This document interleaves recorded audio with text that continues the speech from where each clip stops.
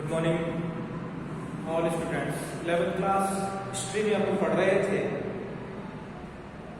यूरोपवासियों द्वारा समुद्री यात्राएं की गई, जिसमें उनके द्वारा महाद्वीप और ऐसे महत्वपूर्ण देशों के बारे में पता लगाया समुद्री यात्राओं के माध्यम से। वही बात करते हैं, अमेरिका में स्पेन के साम्राज्य की स्थापना की गई। यानी स्पेन एक ऐसा देश था, यूरोपीय ही देश है, जिसके द्वारा दक्षिण अमेरिका की बात करें तो वहाँ यानी उसकी खोज इनके द्वारा की गई, वहाँ अपने साम्राज्य की स्थापना इनके द्वारा की गई। अमेरिका में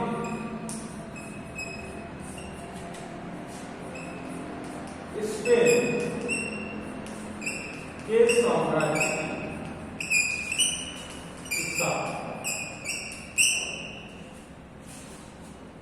यानी इनके द्वारा वहां पे जो सोने की जो खान थी उन पे वहां पर बस्तियां बनाकर और वहां मजदूरों को रखा जाता और मजदूरों पर निगरानी करते हुए यानी ज्यादातर धन की लालसा के कारण वहां से सोना उन खानों से निकाला जाता था स्पेन के द्वारा।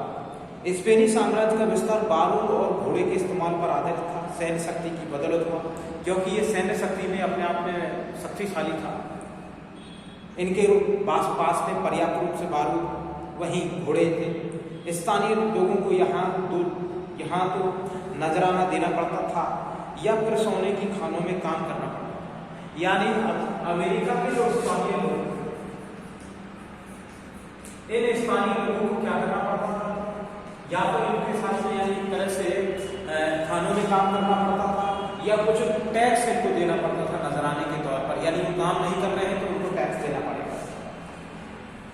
विशेष बात यह है कि यहाँ प्रारंभ में खोज के बाद छोटी बस्तियां बसानी पड़ती थी। जब सोने की यानी एक तरह से उनको खोज प्राप्त हो जाती थी, यानी खान वगैरह मिल जाती थी इस क्षेत्र से, तो उसमें क्या करते थे, स्थानीय लोगों की ही यानी बस्ती को बसा देते थे और वहां यही उन पर निगरानी करते थे, जिसमें रहने वाले स्पेनिश लोग स्थानीय मजदूरों पर निगरानी रखते थे।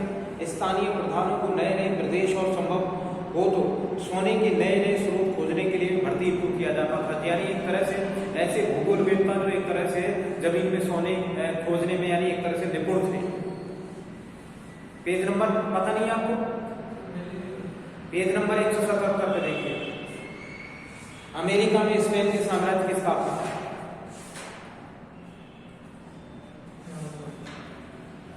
स्थानीय प्रधानों को नए नए प्रदेश और संभव हो तो सोने के नए स्रोत खोजने के लिए भर्ती किया जाता था।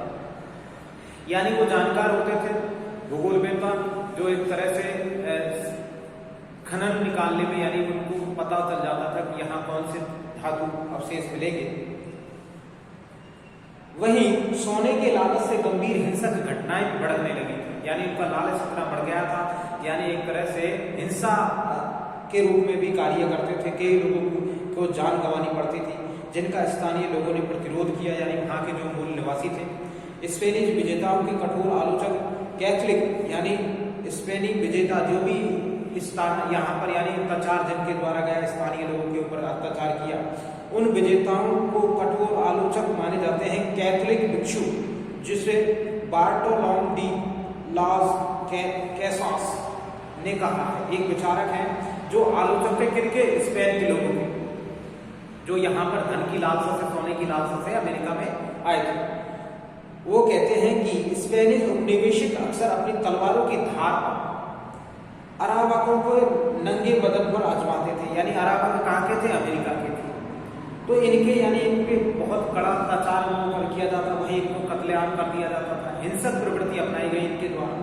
जब सैनिक दमन और बेगार का तांडव हो रहा था, यानी सैनिकों के द्वारा दमन किया जा रहा था, स्पेनी जो सेना थी उनके द्वारा दमन किया जाता था, उनसे बेगार करवाई जाती थी स्थानीय लोगों के, तभी वहां पर एक महामारी की विनाश लीला ने नया मोर्चा खोल दिया था। यानी एक नई विनाश लीला वहां पर यानी आ गई, एक महामारी आ गई और पुरानी दुनिया की बीमारियां जिसे विशेष तौर पर क्या कहते हैं, चेचक कहते हैं, जैसे दाने दाने से जो निकल आते हैं शरीर पर, चेचक ने अरावाक लोगों पर कहर डाल दिया था। यानी स्थानीय लोगों पर बहुत ही यानी प्रकोप इस बीमारी का रहा, क्योंकि उनमें प्रतिरोध क्षमता नहीं थी, यानी उन रोग से, उस रोग से लड़ने की क्षमता उनमें नहीं थी।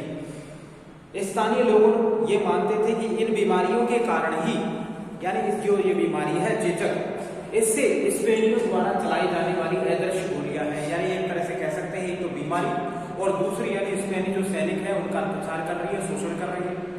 तो एक तरह से ये जो बीमारी थी अदृश्य गोली थी।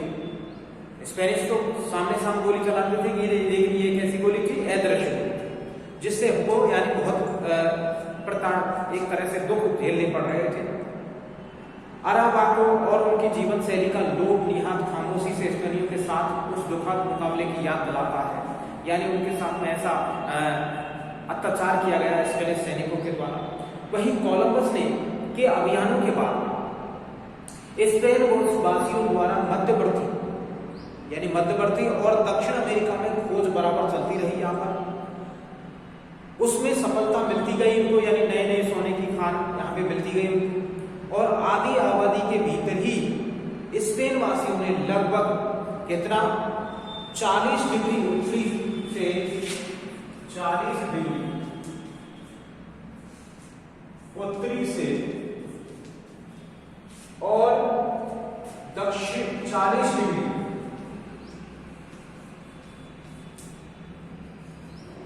दक्षिणी अक्षांश क्या होते हैं?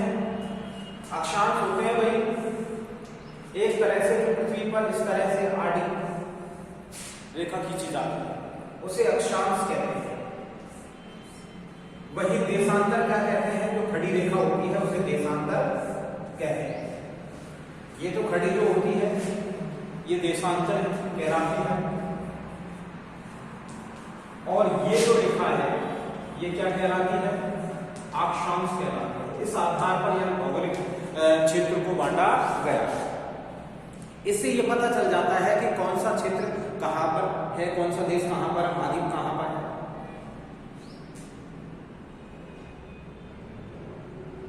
तो अक्षांश तक समस्त क्षेत्रों को खोज कर बिना किसी चुनौती के, यानी उनका मुकाबले करने वाला कोई नहीं था सामने, उनका विरोध करने वाला, तो उस पर अपना आसानी से अधिकार स्पेन के द्वारा कर लिया गया। उपयुक्त घटनाओं से पहले स्पेन वासियों ने इस क्षेत्र को 2 बड़े साम्राज्यों को जीतकर अपने कब्जे में कर लिए थे। और यह काम मुख्यतः 2 व्यक्तियों के द्वारा किया गया, जिसमें कौन थे? हर्मन कॉर्टेज, क्या नाम था? हर्मन कॉर्टेज और फ्रांसिस्को पिजारो। इनके द्वारा, उनके अभियानों के द्वारा ही खर्चा स्पेन के जमींदारों के द्वारा और नगर परिषद के अधिकारी और अभिजातों ने उठाया था। यानी उनका जो खर्चा था वो किनके द्वारा उठाया गया? स्पेन के जो बड़े बड़े जमींदार थे, वहीं नगर परिषद जो एक समय से संस्था थी वहां पर, ऐसे अधिकारियों के द्वारा, और अभिजात वर्ग कौन आते हैं? अभिजात में कौन आते हैं? अभिजात यानी एक तरह से धनाढ्य और व्यापारी, यानी धनाढ्य और व्यापारी जो लोग थे वो अभिजात वर्ग में आते। इनके द्वारा इसका खर्चा उठाया गया।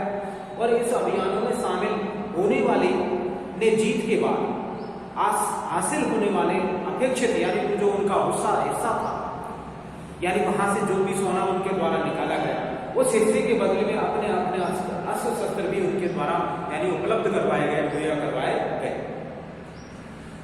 कॉर्टेज और एज़टेक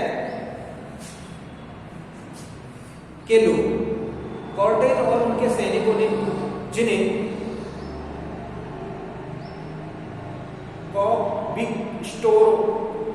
स्टोडोर कहा गया था, मैक्सिको को रौंदते हुए उसे चुटकियों में उन्होंने जीत लिया। और 1519 में कॉर्टेज क्यूबा एक देश है से मैक्सिको आया, जहां उसने टोटोनेक समुदाय से दोस्ती कर ली। ये समुदाय था यहाँ पर, जिसका नाम क्या था?